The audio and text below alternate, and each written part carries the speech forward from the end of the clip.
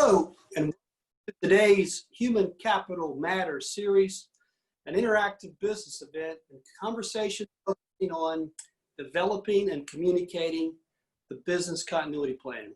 I'd like to thank you for joining us. My name is Bo Birch, and I will be your host and facilitator. Please send your questions and comments by way of the chat portal through Zoom. Our firm, Human Capital Solutions, has also a dedicated email that you may forward your questions and comments to workingremotely@humancs.com. That is posted on the flyer. Be sure to follow our LinkedIn page, Human Capital Solutions, for updates on our next Human Capital Matters segment, which is scheduled for August the 6th at 2 p.m. Eastern. We are fortunate today to have Ms. Ibis Reynolds with us, our guest speaker. Welcome, Ibis. Thank you.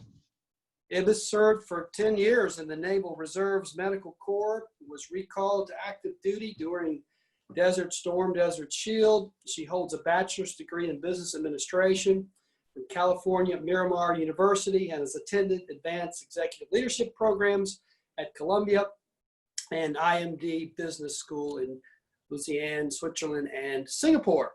Ibis has also served as a change agent during her time at Celanese to help the organization transform various businesses to higher levels of profitability by improving their human capital focus.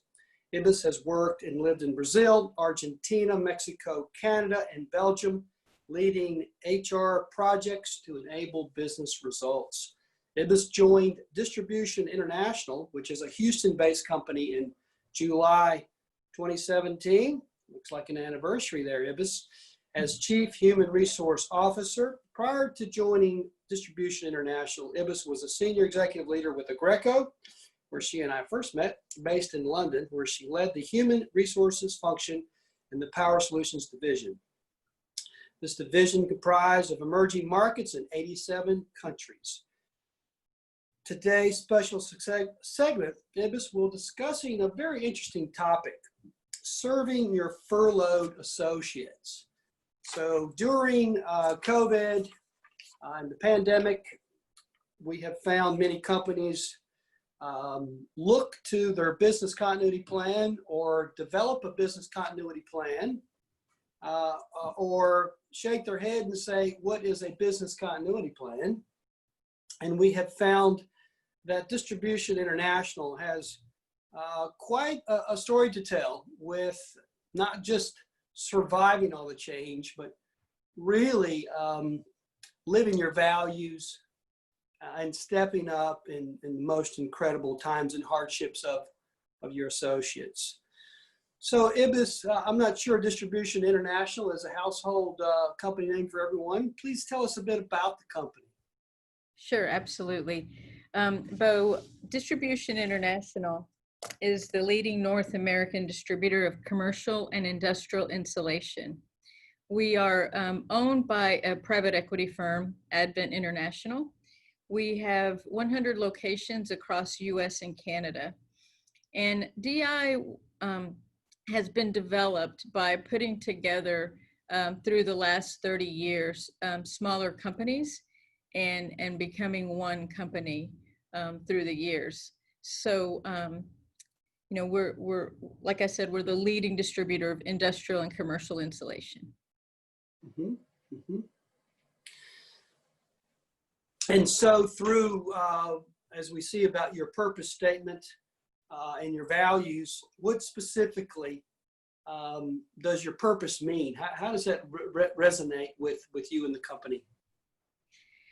Well, at Distribution International, Bo, our purpose is to enhance the life of every DI family member. It's an interesting purpose, I know, but really what it means is people come first. And we believe that if people come first, the rest of managing a company and leading an organization is much easier. So when we make business decisions, we consider our people and make sure that through every decision we can enhance the lives of our DI family members. Excellent. So Ibis, COVID-19 had certainly an initial impact on your business and perhaps a continuing current impact. How is it affecting your business, your customers, and your employees today?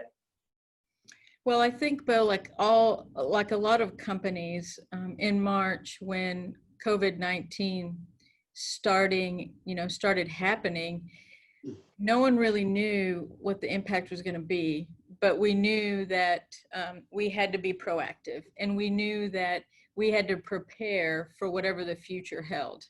So immediately we started monitoring our orders, monitoring our hours worked, monitoring our liquidity, literally on a daily basis.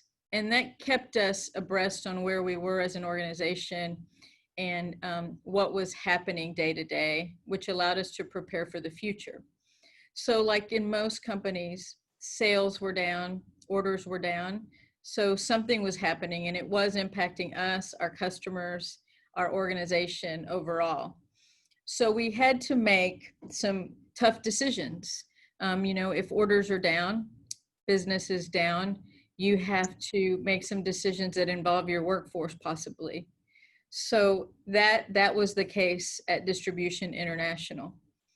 We had to reduce 100 associates, and we had to furlough 100 associates and reduce the size of our temporary workforce by 100 people. Originally, we had approximately 1,400 associates. So you can see that's a pretty significant impact to say goodbye to 200 people, 100 reduced and 100 furloughed. Mm-hmm. Yeah, it's an interesting mix of how that was put together and executed. And so when you use the term furloughed associates, and we're hearing the term furlough was coming out of the airlines quite a bit, where we've been hearing reductions of force and RIF for years, and the term layoff. Perhaps help us understand some of the there's similarities and the delta between these terms, please. Sure, happy to. So, when you kicked off the session, Bo, you talked about business continuity. And for us, we knew that business continuity, a big piece of business continuity is your people. And we knew that things were going down, but eventually they would come back up. So we had to make difficult decisions on what roles do we know we are eliminating, and those are reductions. But if the business ramps up quickly, how do we manage our business continuity from a staffing perspective? So we made a decision that 100 associates, we needed them to be on the sidelines, or like in sports, to sit on the bench temporarily. And like in sports, you want to make sure that the people sitting on the bench are ready to come in as soon as you need them back on the field. So as part of our business continuity plan, we needed to have a certain group of people that were sitting on the bench or sitting on the sidelines, ready to come back in when our business started ramping back up. And it was strategic in nature. It was, a combination of different types of roles that were essential to a quick ramp up. So though it's a tough decision to get rid of 100 people or to reduce your workforce, we even made a tougher decision to put 100 people on the sidelines to prepare them for a quick re-entry. Yeah, very, very strategically orchestrated. So many times in the passion of making these kind of changes, we kind of lose some of our strategic thoughtfulness, and it's impressive you guys managed and put this furloughed plan together. And so digging a little deeper on that, I appreciate that explanation for our audience, serving the furloughed associates. So, our firm, we in executive research, more times than not, the search is a lot about a servant leader. And what does servant leadership mean, and how does that demonstrate it in behavior and action? And you guys are using the term serving the furloughed associates. Tell us more about that, please. Happy to. So a furloughed associate is someone that's sitting on the sidelines and they're not earning a salary or they're not earning an hourly wage. But we made a decision as a company to continue paying for their medical benefits. So we paid the company premium, the company portion of the premium, as well as the employee portion of the premium. So while we asked them to sit on the sidelines, we said, don't worry about your medical benefits. We're going to cover those premiums. So they weren't earning a salary or an hourly wage, but they didn't have to worry about paying for their medical benefits. So that's something that we committed to right away. So when we talk about serving our furloughed associates, and I've also called it a concierge service, if you would, it really means, what do I need to do to help this person be as ready and as engaged as possible while they're sitting on the sidelines? It's good for them and their family, and it's good for our DI family as well. So what we did, Bo, is we assigned an HR professional to each furloughed associate. Obviously, we know where they are, what state they're working in, what role they're in, etc. So we customized a package for them, and we set up a cadence of staying in touch with them on a regular basis. So the initial meeting was about explaining to them about their benefits and that they didn't have to worry about making those premiums, that we were making those premiums for them. We also talked to them initially about applying for unemployment. So we had all the information for them. We had researched it all and had it all put in the package for them. So we walked them through that process. In some states, there were additional benefits that were offered, and we walked them through all the state benefits that were available to them. So we literally handheld them through the process in the beginning so they could maximize whatever was available to them while they were sitting on the bench, waiting to come back. So that was the start to that furloughed service, serving that furloughed associate. And then as weeks progressed and as time continued, the conversations with the furloughed associates could be very different. So the next connection they had, or the next conversation, could be, so how's it going? Are you getting your unemployment payments? Have you been to the doctor? Any problems with your benefits? Any problems, with your copay or anything like that. So initially it's getting them set up and having them have everything they need.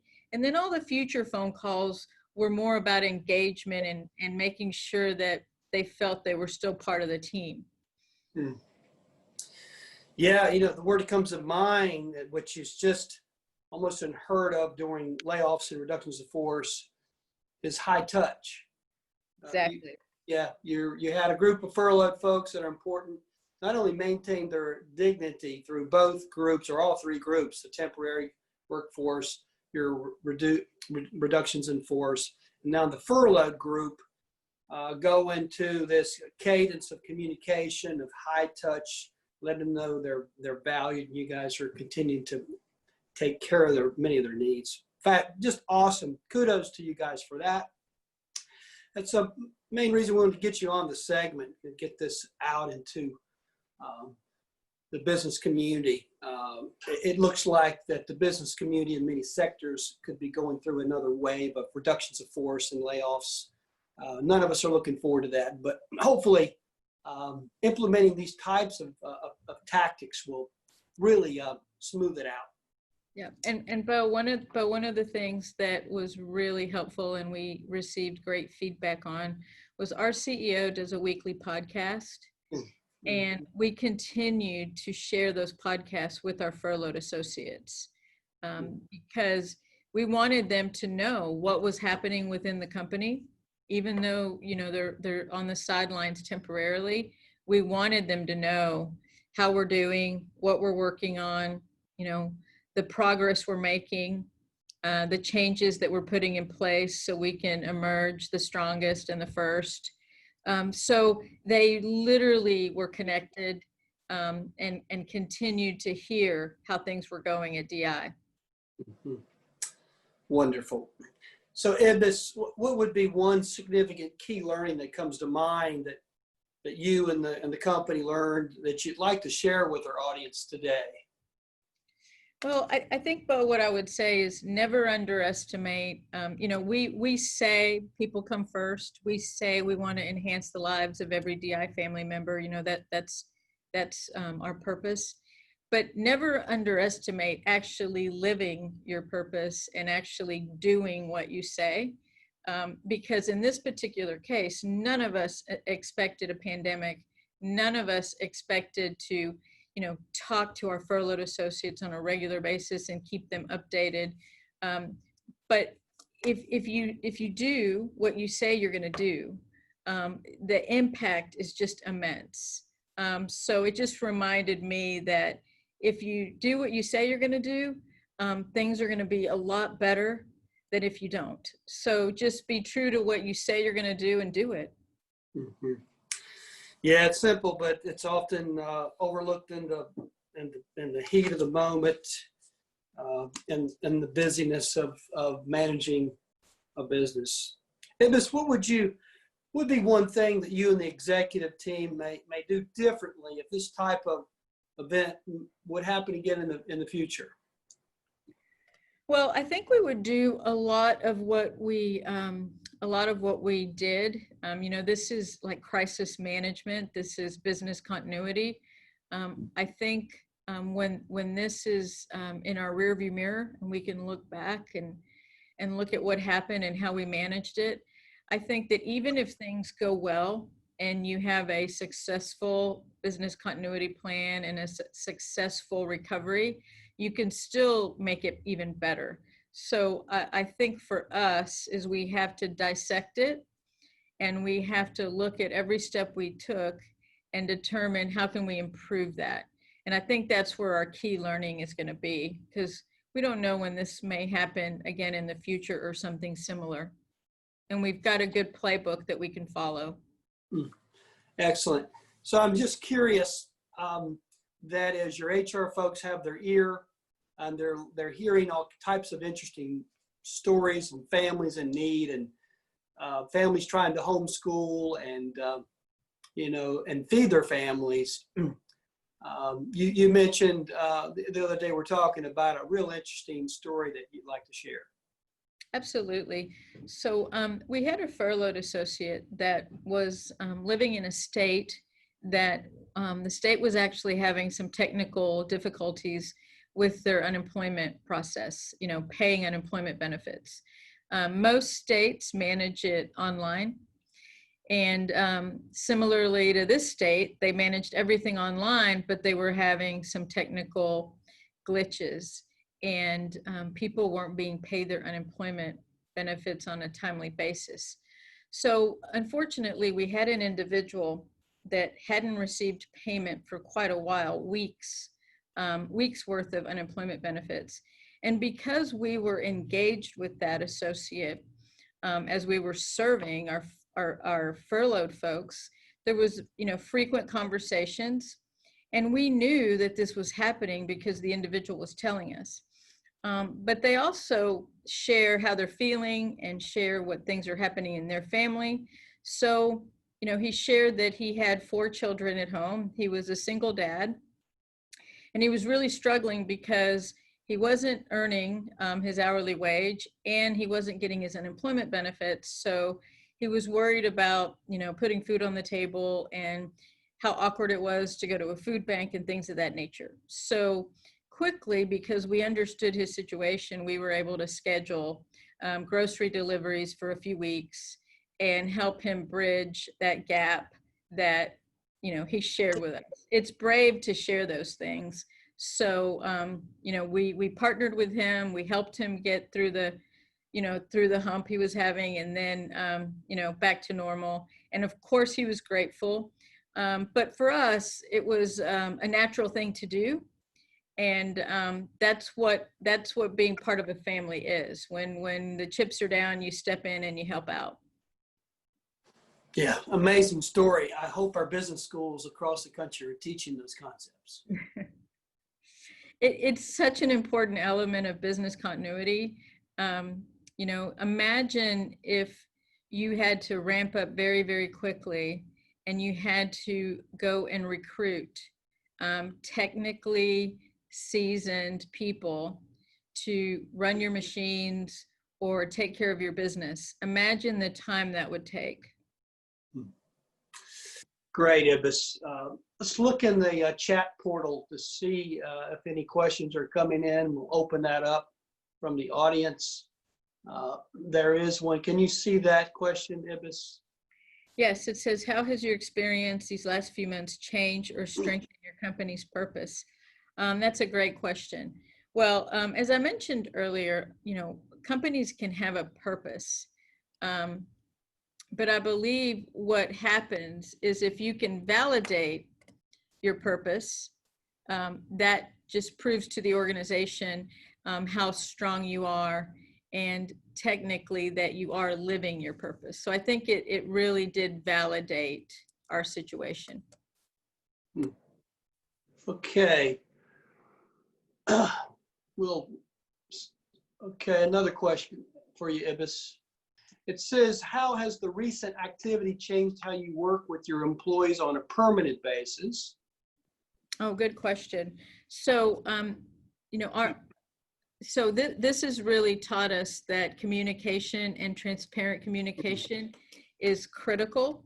So even though our podcast and our cadence to communicate was developed because of this crisis, it has taught us that it's something that we need to continue doing, whether there's a crisis or not. So we've stayed true to our podcast, our regular connection with our associates across US and Canada. So I think that's really just bringing our DI family closer together by enhancing the transparency and communication and having a cadence that everyone can count on. They expect it and they look forward to it. Yes, I could see more and more CEOs learning through this to maybe have monthly or at least quarterly podcasts with associates, which probably wasn't happening in all kind of pre-COVID days. That's right. All right, another question from Lindsay. Throughout this pandemic, how have you retained the furloughed associates, or did turnover increase? Oh, that's a good question. So the furloughed associates, we've been able to retain all of them. We've managed their benefits piece, and they've been receiving unemployment. And as soon as we were able to bring them back, we did. So we furloughed 100 associates, and 70 of them have already returned back to work. We've called them back. We have 30 more, 30 that are still furloughed, but working every day to return those folks back to work. So we have not lost one furloughed associate, knock on wood, and we will continue to work with them to retain them. Great news. Ibis, have there been any downsides to the furlough process, and have you had to address any of these? I thought of a potential downside, Bo, is if we had someone on the sideline waiting for us to call them back, and would that put them in a situation where they weren't available for other opportunities, different opportunities that could possibly broaden their skill set? So these are the kind of things that we talk to them about. It's a fine line, because you want them to come back to your organization, but you also want them to have what's best for them and their families. And in every situation where we approached that topic or talked to them about it, they all felt like they wanted to come back, and they had invested so much in our company, and we're investing in them, and they weren't interested in going to another company. So it was a concern of mine, but we talked about it and we worked through it, and it ended up actually not being a concern. That's great news. More questions from the field. Let's see. Lindsay has another question. Did this open opportunities for movement within DI into new roles or strategic roles so employees were not impacted?